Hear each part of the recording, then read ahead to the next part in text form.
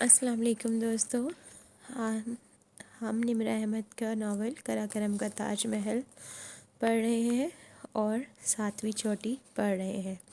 چلیے آئیے سٹارٹ کرتے ہیں۔ ہفتہ 13 اگست 2005۔ خیمے کی گورٹیکس کی دیوار سے ٹیک لگائے گھٹنوں پر کتاب رکھے وہ مطالعے میں منہمک تھی۔ قدرے فاصلے پر عرصہ اسی انداز میں بیٹھی کاغذوں کا پلندہ گود میں رکھے تیز تیز قلم چلا رہی تھی۔ خیمے کے کپڑے کی دیوار میں شفاف چوکور چھوٹی سی کھڑکی تھی جس پر برف کے ذرات چکمگا رہے تھے۔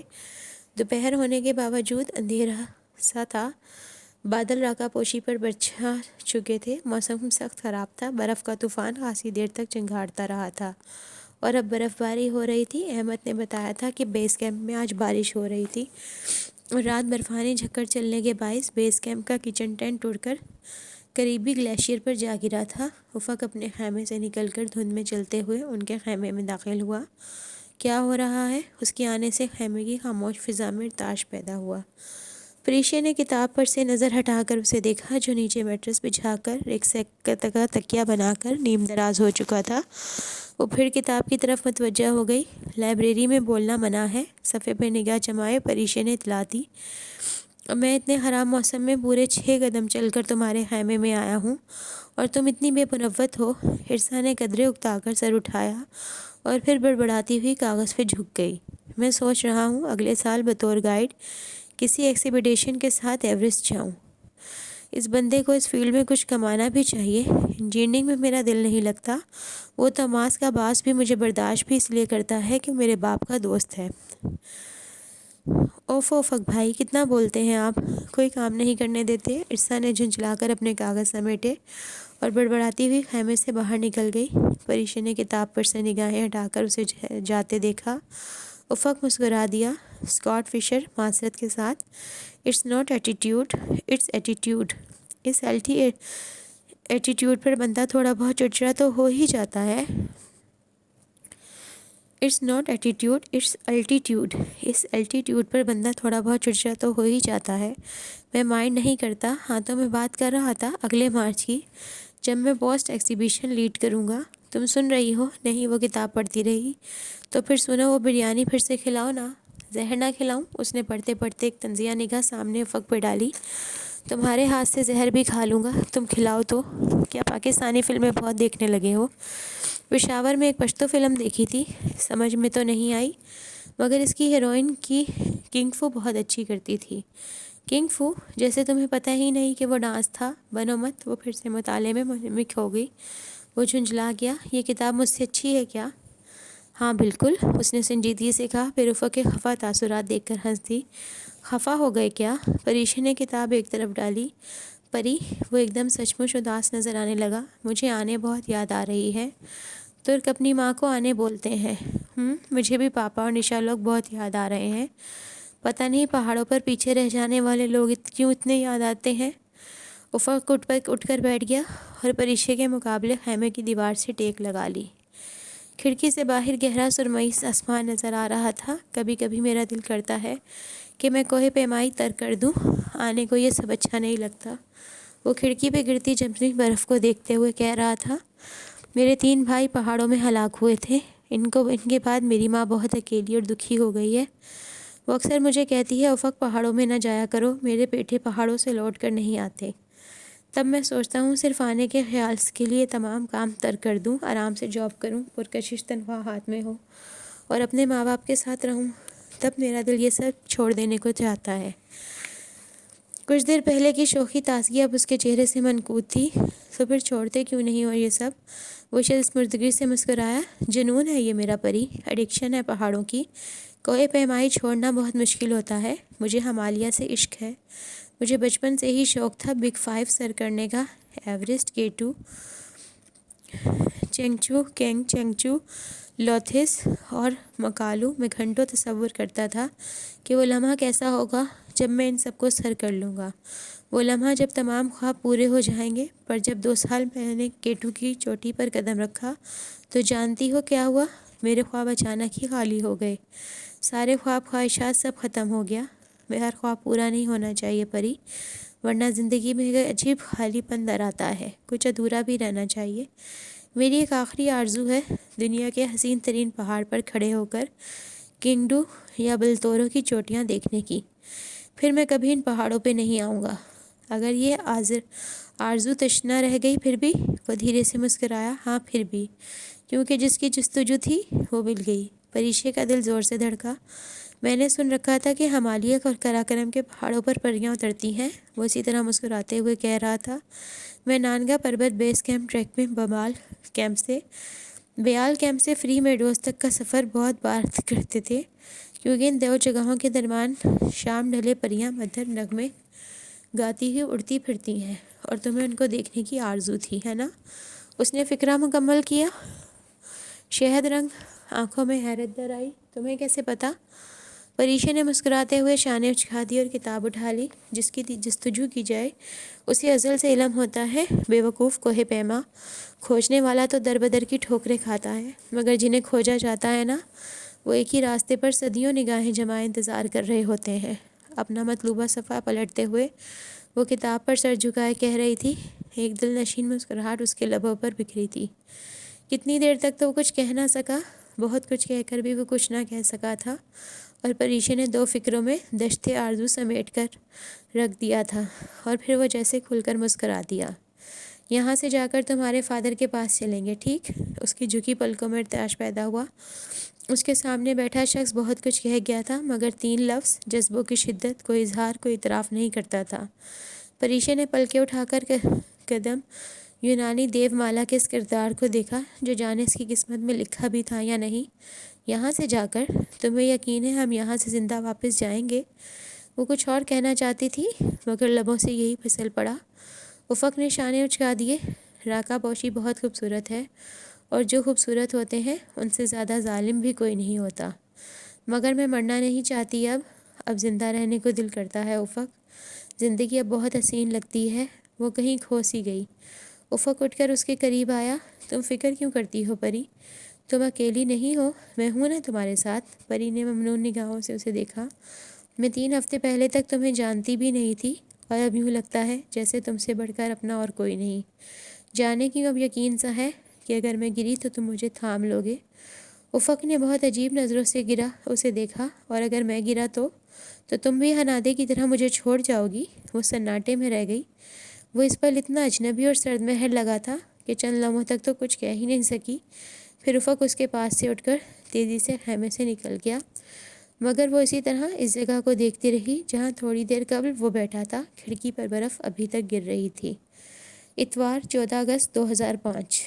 پریشے نے آہستگی سے خیمے کا پردہ سرکایا اور اندر جھانکا۔ وہ اپنے سلیپنگ بیگ میں سو رہا تھا۔ دبے قدموں اندر آئی۔ فرش پر اس کے قدموں سے آہٹ ہوئی، مگر وہ بے سوس سوتا رہا۔ رات عرصہ نے اسے بتایا تھا کہ افق نے صبح 2 بجے اٹھانے کی تاکید کی تھی۔ پریشے 2 بجے کا الارم لگا کر سو گئی تھی۔ نیند بمشکل ہی آئی تھی۔ ساری رات عرصہ کی کھانسی سنتے گزری۔ اب 2 بجنے میں 10 منٹ پہلے وہ اسے جگانے آئی تھی، مگر سوتے ہوئے وہ اتنا اچھا لگ رہا تھا کہ وہ خاموشی سے اس کے سرہانے دوزانوں بیٹھ گئی۔ راکا پوشی 2005 کی سرمئی ٹوپی نے اس کے بھورے بالوں کو ڈھانپ رکھا تھا۔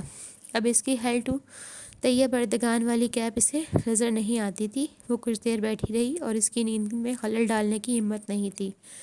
سوئے سے بیدار کیے بغیر وہ خاموشی سے خیمے سے نکل آئی۔ باہر آسمان سیاہ صاف مگر صاف تھا۔ برف باری گھنٹے ہوئے رک چکی تھی۔ خیمے کے کورٹیکس پر چند انچ برف جمی تھی۔ دور سیاہ آسمان پر دھاندے نگاہ جھلملاتے تارے بکھرے تھے، جو ایک صاف اور کھلے کھلے دن کی پیشن گوئی کر رہے تھے۔ ہمالیہ کا آسمان پل پل رنگ بدلتا تھا۔ اپنے خیمے میں آ کر وہ افق کی جگہ خود ناشتہ بنانے لگی۔ یوں لگتا تھا کہ گہرے اندھیرے میں وہ سحری کی تیاری کر رہی ہو اور وہ رمضان کے دن ہو۔ دروازے پر آہٹ ہوئی۔ پری نے بے اختیار اس طرف دیکھا۔ وہ اجلت میں اندر داخل ہو رہا تھا۔ آنکھیں سرخ اور بوجھل سی تھیں۔ مجھے اٹھایا کیوں نہیں؟ اس کے قریب بیٹھتے ہوئے افق نے ماچس اس کے ہاتھ سے لے لی۔ پریشے نے بغور اسے دیکھا۔ وہ شناسا لگ رہا تھا۔ کبھی کبھی اتنے اجنبی کیوں ہو جاتے ہو افق؟ کیوں اس کو بھلا نہیں دیتے؟ کیوں ہر پل وہ میرے اور تمہارے درمیان کسی دیوار کی طرح آ جاتی ہے؟ کیوں خواب میں آ کر بھی ستاتی ہے؟ حالانکہ وہ تو تمہارے خوابوں میں کہیں بھی نہیں تھی۔ اسے افق سے پچھلی شام کے متعلق کوئی سوال نہیں کرنا تھا۔ وہ جانتی تھی وہ اس سے کبھی یہ بات نہیں پوچھے گی۔ ایک دن افق خود بتائے گا۔ وہ اب چولہے کی گیس کھول کر بڑی لاپرواہی سے تیلی جلا کر چولہے میں جھونک رہا تھا۔ آنکھ تیزی سے بھڑک اٹھی۔ اتنی بے احتیاطی سے کیوں چولہا جلا رہے ہو؟ اس کی بے احتیاطی دیکھ کر پریشے کو ٹوکنا ہی پڑا۔ چولہے کو چھوڑو، رسیوں کی فکر کرو، خدا کرے وہ برف میں دب کر گم نہ ہو گئی ہوں۔ مگر رسیوں کی خبر ہو گئی، ان پر برف گری ضرور تھی، وہ جلد ہی نکل آئی، مگر رات کے اس پہر راکا پوشی بہت خاموش تھا۔ وہ آگے پیچھے فکس روپ کی طرف بڑھ رہے تھے۔ پریشی اپنے جوگرز کو دیکھ رہی تھی۔ جیسے ہی وہ اگلا قدم برف پہ رکھتی، برف کی تہہ 1 انچ دب جاتی۔ ایک لمحے کو اس کا سانس رک جاتا، مگر یہ احساس کہ اس کے نیچے ٹھوس زمین ہے اور وہ پہاڑوں کی کسی درس کریفس کے اوپر نہیں کھڑی، بہت فرحت بخش ہوتا تھا۔ اونچے پہاڑوں اور گلیشیئرز میں کئی جگہ دراڑیں ہوتی ہیں جو اندر سے کئی 100 فٹ گہری ہوتی ہیں۔ بعض جگہوں پر یہ واضح ہوتی ہیں، مگر عموماً ان کے دہانے پر برف باری کے باعث چند انچ موٹی برف کی تہہ جم جاتی ہے۔ ایسے میں یہ دراڑیں برف کا نقاب اوڑھے چھپ جاتی ہیں۔ برف کے نقاب پہ پاؤں پڑنے کی صورت میں برف فوراً پھوٹتی ہے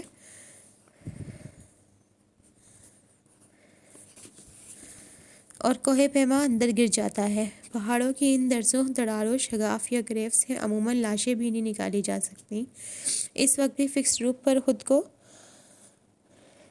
خود کو جومر، ایک ایلومینیم کا بیضوی آلہ جس کو فکس روپ اور کمر کے گرد بندھی کلائمیکس ہارنس سے باندھا جاتا ہے کی مدد سے رسی پر کلپ آن کرتے وقت آس پاس سرمئی برف میں ہلکی ہلکی کریز سے واضح ہوتے شگاف نظر آ رہے تھے۔ وہ جو مر کو اوپر چڑھاتے ہوئے اس روز ساری چڑھائی میں گنگناتی رہی تھی، آؤ بچوں سیر کراؤں تم کو پاکستان کی، جس کی خاطر ہم نے دی قربانی لاکھوں جان کی، پاکستان زندہ باد۔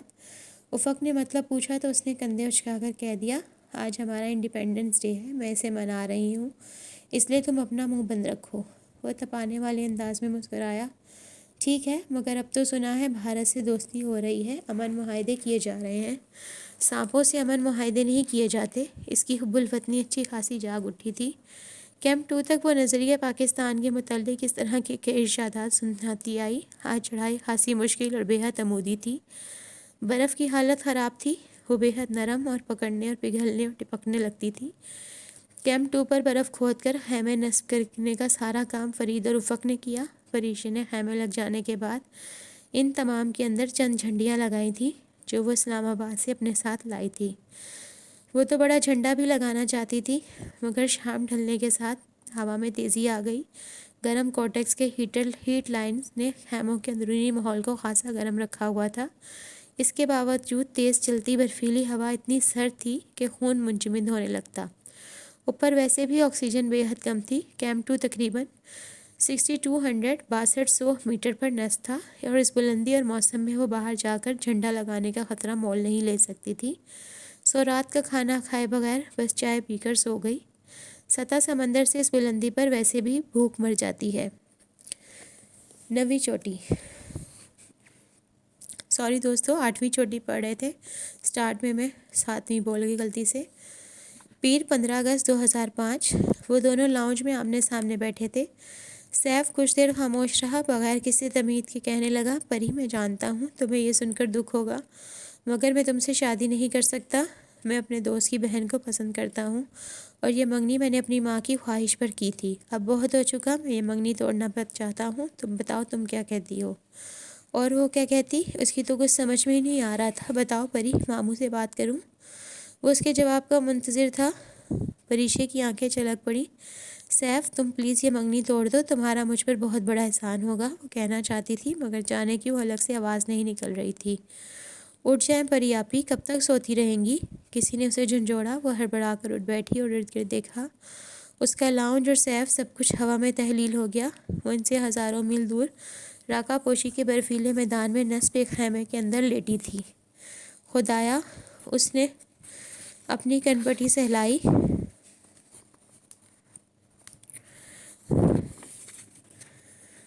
خواہشات اب خواب بن کر ستانے لگی تھیں۔ پھر وہ خاموشی سے تیار ہونے لگی۔ تیار ہو کر اس نے ناشتہ کیا، پھر آخر میں اپنے بوٹس کے نیچے کریمپس چڑھائے اور گلیشیئر گاگلز لگائیں۔ ارسا قریبی بیٹھی کاغذوں کا پلندہ اپنے رکسیک میں ٹھوسنے کی ناکام کوشش کر رہی تھی۔ میرے پیک میں رسی ہے، اس لیے پورے نہیں آ رہے، آپ یہ اپنے والے میں ڈال لیں۔ اس نے ارسا کے ہاتھ سے کاغذ لے لیے، سامان سمیٹ کر کھڑی ہوئی۔ تو گود سے ٹرانسڈیوسر کی 2 بیٹریاں گری، وہ انہیں مٹھی میں دبوچے باہر نکل آئی۔ آسمان ابھی تک سیاہ تھا، رات تمام نہیں ہوئی تھی۔ پچھلی پوری شام سونے کے باعث وہ خاصی تازہ دم تھی، آسمان بھی صاف اور تارے دور دور تک جگمگا رہے تھے۔ آج بھی یقیناً ایک صاف دن ہونا تھا۔ خیمے کے باہر برف پر افق اور فرید تیار کھڑے تھے۔ افق جھک کر جوتوں کے تسمے بند کر رہا تھا۔ وہ اس کے عقب میں آئی اور اس کی پشت پر بندے رکسیک کے خانے میں دونوں بیٹریاں ڈال کر زپ بند کر دی۔ صرف بیٹری رکھنے کو اس میں دوبارہ اپنا بیگ کھولنے کی ہمت نہیں تھی۔ صاحب ایک بات کہوں؟ سر پر ٹوپی درست کرتے فرید نے افق کو مخاطب کیا۔ صاحب میری بات مانو تو آگے نہ جاؤ، یہ شمال مغربی رشت آج تک کوئی سر نہیں کر سکا۔ افق ارسلان کر لے گا، تم فکر مت کرو۔ اس نے لاپرواہی سے شانے اچکائے۔ پریشے نے چونک کر اسے دیکھا، وہ حد سے زیادہ خود اعتماد اور ہٹ درم تھا۔ صاحب موسم بہت خراب ہو جائے گا، آسمان تو صاف ہے۔ صاحب وہ شمال میں ستاروں کا جھنڈ دیکھ رہے ہو؟ یہ ستارے میں نے کبھی اس مہینے میں دمانی کے آسمان پر نہیں دیکھے، یہ اچھی پیشن گوئی نہیں کرتے۔ آپ دمانی کو ہم ہنسا بکسر سے زیادہ نہیں جانتے۔ ہمارے پاس اتنا فیول اور گیئر نہیں ہے کہ ہم بیٹھ کر انتظار کرتے رہیں۔ پینٹ جھاڑتے ہوئے وہ سیدھا ہو گیا۔ فرید بھی چپ ہو گیا۔ وہ اسی طرح خاموشی سے سر جھکائے کھڑی تھی۔ اچانک اس کے سر کے پیچھے کوئی نوکدار چیز لگی۔ وہ گھبرا کر پلٹی۔ 3 پہاڑی کووں ریون نے اس پر حملہ کر دیا تھا۔ اس نے زور سے سر پہ ہاتھ مارا، وہ اڑ گئے۔ اس نے ان کو دیکھتے ہوئے سر کا پچھلا حصہ سہلایا جہاں انہوں نے چونچیں ماری تھیں۔ کیا ہوا؟ تم ٹھیک ہو؟ افق قدرے فکر مندی سے قریب آیا۔ وہ اسی طرح عجیب نگاہوں سے دور سیاہ آسمان پر اڑتے کووں کو دیکھتی رہی۔ پریشے کیا ہوا؟ کچھ نہیں، یوں ہی کچھ یاد آ گیا تھا۔ اس نے دوبارہ سر جھٹکا بھلانے کی کوشش کی۔ جو یاد آیا تھا ٹھیک 6 سال پہلے جس دن اس کی مما کی وفات ہوئی تھی، اس روز بھی وہ صبح صبح جاگنگ کے دوران اس پر یوں ہی کووں نے حملہ کر دیا تھا۔ وہ بھی ایسے ہی پہاڑی کوے تھے۔ پتہ نہیں کیوں اس کو عجیب سی گھبراہٹ ہونے لگی۔ ارسا فون پر لگائے بولتے ہوئے خیمے سے باہر آئی۔ جی بالکل، میں کیمپ 3 پہنچ کر بابا سے بات کر لوں گی۔ جی شیور، اوکے، ٹیک کیئر مام، لو یو مام، بائے۔ اس نے سیٹلائٹ فون بند کر کے پری کو تھمایا اور خود سر پر ہیلمٹ جوڑنے لگی۔ اس وقت پریشے کا دل چاہا کہ وہ بھی پاپا سے بات کر لے، مگر اس کے پاس ان کا نمبر نہیں تھا۔ اس نے خاموشی سے فون بیگ میں رکھ دیا۔ ہمیں جلد از جلد کیمپ 3 پہنچنا ہے۔ آج رسیاں آپس میں نہیں باندھیں گے کیونکہ ایسے ہماری رفتار سست ہو جائے گی۔ چلو نا پری، کیا سوچ رہی ہو؟ اسے کلائمبنگ ہیلٹ میں پکڑے گمسم کھڑے دیکھ کر وہ جاتے جاتے پلٹا۔ اس نے قدرے سوچتی متذبذب نگاہوں سے اسے دیکھا۔ افق، فرید ٹھیک کہہ رہا ہے، آسمان پر ستاروں کا جھنڈ اور یہ کووں کا حملہ، یہ بری علامتیں ہیں۔ کیا ہیری پوٹر پڑھنے لگی ہو؟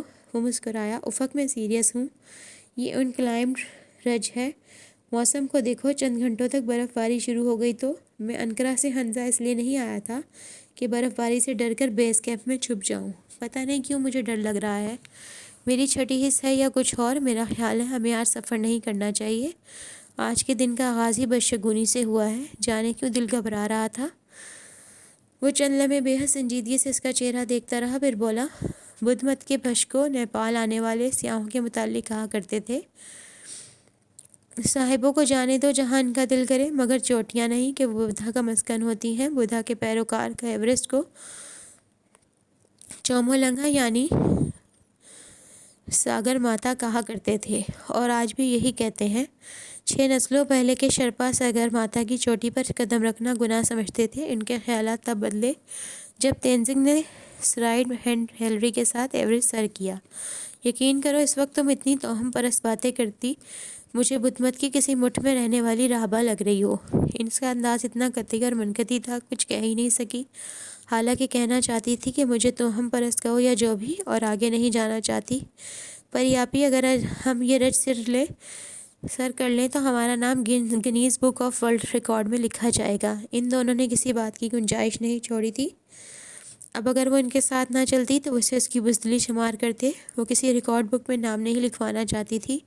وہ ادھر راکا پوشی سر کرنے بھی نہیں آئی تھی، وہ تو خود تسخیر ہو کر اپنے فاتحہ کو لینے آئی تھی۔ اس وقت جس طرح اس کا دل کسی انہونی کے باعث گھبرا رہا تھا اور وہ بالکل بھی نہیں جانا چاہتی تھی، مگر ٹھہرنا اس کی انا کے خلاف تھا۔ وہ ان کے آگے چل رہا تھا، اس کے قدموں سے بننے والے نشانات پر قدم رکھتی وہ سر جھکائے خاموشی سے اس کے پیچھے آ رہی تھی۔ اس کا تنفس تیز تیز چل رہا تھا اور اس کے نیچے موجود گلیشیئر کے اندر سے سلائڈنگ کی آوازیں آ رہی تھیں۔ اس کی مسلسل خاموشی محسوس کر کے وہ کہنے لگا، ارسا، تمہارے ناول کا نام کیا ہوگا؟ دی راکا کلائم، راکا پوشی کلائم، یا پھر راکا پوشی دی ان کلائم رچ، یا پھر انٹو تھن ایئر آف راکا پوشی۔ وہ مشہور کتابوں کے نام بگاڑ رہا تھا۔ ارسا ہنس دی۔ خیر، میرے ناول کا نام خاصا مختلف ہے۔ کیا ہے؟ جب چھپ جائے تو پڑھ لیجئے گا۔ اب ارسا اپنے ناولوں کے متعلق خاصی شرمیلی تھی۔ وہ ہنوز خاموشی سے جھک کر برف پر آئس پیکس مارتے ہوئے چل رہی تھی۔ جانتا تھا کہ اس نے پری کی بات نہیں مانی، سو اس کا موڈ ٹھیک کرنے کو پوچھنے لگا، کھانسی ٹھیک ہے تمہاری؟ کل شام نیند میں کھانس رہی تھی۔ ہاں، اب ٹھیک ہے۔ موسم صاف ہو تو راکا پوشی کی چوٹی سے میلوں دور تک پھیلے پہاڑ سلسلے نظر آتے ہیں۔ وہ اپنے تئیں سے سبمٹ کرنے کی ترغیب دلا رہا تھا۔ اچھا، میں تو یہاں اس کی چوٹی پر کھڑے ہو کر کنکورڈریا اور بلتوریا کی چوٹیاں دیکھنے ہی آیا ہوں۔ وہ اسے کیا بتاتی کہ جس پہاڑ کے حسن کی وہ دیوانی تھی، آج پہلی بار اسے خوف محسوس ہو رہا تھا۔ خدا کرے بلورو سوتا رہے اور اسے علم نہ ہو کہ دبے قدموں اس کی اقلیم میں داخل ہو رہا ہے۔ وہ نیچے برف کو بغور دیکھتی احتیاط سے قدم رکھ رہی تھی۔ برف کے خطے پر پاؤں رکھنے ہی والی تھی کہ ایک دم اس نے ایک قدم چند فٹ آگے رکھتے ہوئے اس ٹکڑے کو پھلانگا، پھر مڑ کر بغور اس جگہ کو دیکھا۔ یوں ہی اسے شک سا ہوا تھا، اس کے اندر پہاڑوں کی کوئی درس کریوس چھپی تھی۔ کیا ہوا؟ اس سے چند قدم آگے تھا، اسے رکتے دیکھ کر خود بھی رک گیا۔ کچھ نہیں، تم ایک بات تو بتاؤ۔ وہ سر جھٹک کر دوبارہ چلنے لگی۔ قدرے تیز ہوا ہو گئی، ہلکی ہلکی برف گرنے لگی تھی۔ اس نے ہیڈ لیمپ آن کر لیا۔ راکا پوشی کی چوٹی سے کون کون سے پہاڑ نظر آتے ہیں؟ بہت سے۔ افق نے شانے اچکائے۔ مثلاً کیٹو یا شاہ کوری ہلتی زبان میں پہاڑوں کے بادشاہ کو کہتے تھے، اور میشر بروم اور گیشر بروم کی چوٹیاں، اور براڈ پیک اور کنواڈیا کی دوسرے پہاڑ، اور راکا پوشی کے دوسرے پہاڑ، ہراموش اور دومانی، اور نانگا پربت، اور فکر نہیں کرو تمہارا گھر نظر نہیں آتا۔ اس کی مسلسل اور کی تکرار پر وہ چڑھ کر بولا۔ وہ بدمزہ سی ہو گئی۔ ہر وقت سڑے رہتے ہو تم۔ اچھا۔ وہ مسکراتے ہوئے پلٹا، پھر دستانے والا ہاتھ اس کی جانب بڑھایا، جسے پریشے نے آگے بڑھ کر تھام لیا۔ افق نے اس کا ہاتھ قدرے کھینچ کر اپنے قریب کیا، اس لیے کہ اگر گریں گے تو اکٹھے گریں گے۔ وہ اتنی سنجیدگی سے بولا کہ پریشے کی ہنسی چھوٹ گئی۔ ہنستے ہنستے اس نے سر کو پیچھے جنبش دی۔ قریباً 30 میٹر کے فاصلے پر ارسا آ رہی تھی۔ اس کا ہیڈ لیمپ آف تھا، اس کے عقب میں فرید تھا۔ اس نے گردن واپس موڑ لی۔ وہ اور افق ہاتھ تھامے چاندنی میں نہائے راکا پوشی پر قدم بڑھانے لگے۔ اسی اثنا میں اس کے عقب میں دھماکہ ہوا۔ دونوں گھبرا کر پلٹے۔ پیچھے میلوں دور تک چاندنی سے چمکتی برف پھیلی تھی اور چند میٹر دور ایک لمبا سا گڑھا تھا۔ پہلے تو اسے سمجھ نہیں آیا کہ ایک لمحے میں کیا ہوا ہے۔ جب سمجھ میں آیا تو او میرے خدا، ارسا پہاڑوں کی کسی درز میں گر گئی ہے۔ وہ بکھلا کر واپس بھاگی۔ ارسا دوڑتے ہوئے گڑھے کے قریب آئی۔ گڑھے کے اندر گہرا اندھیرا تھا۔ ارسا تم ٹھیک ہو؟ گڑھے کے قریب دوزانوں ہو کر اس نے اندر جھانکا۔